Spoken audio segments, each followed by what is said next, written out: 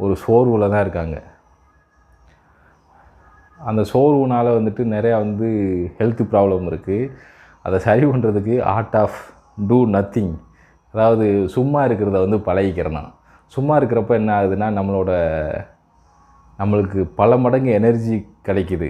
நீங்கள் சும்மா இருந்து பாருங்கவே எவ்வளோ எனர்ஜி கிடைக்குதுன்னு. அதே மாதிரி சும்மா இருந்தமாக்கு ஏஜிங் வந்து குறையும், ரொம்ப யங்காகவே தெரியும். ஸோ சும்மா இருக்கிறத பழகிக்கங்க. வடிவேல் சொன்ன மாதிரி தான், சும்மா இருக்கிறது வந்து கஷ்டம்ன்றது மாதிரி சும்மா இருக்கிறது வந்துட்டு உடம்புக்கு அவ்வளோ நல்லது. ஸோ இன்றைக்கி வேலைக்கு போகிற மக்களுக்கு நான் சொல்கிற ஒரு முக்கியமான பாயிண்ட் என்னென்னா, இதை ஃபாலோ பண்ணுங்கள். ஒரு நாளைக்கு ஒரு கொஞ்சம் நேரமாவது சும்மா இருங்க. சும்மா இருக்கிறதுனா உடனே வந்து டிவி பார்த்துக்கிட்டு மியூசிக் கேட்குறது இப்படி கிடையாது. உங்கள் மூளைக்கு வந்துட்டு மியூசிக் கேட்குறத விட வந்து மூளைக்கு வந்து ஒரு வேலை கொடுக்குறது மாதிரி. ஏன்னா நம்ம மூளை வந்து ஆக்டிவாக இருக்கும், லிசன் பண்ணிக்கிறதுக்கும்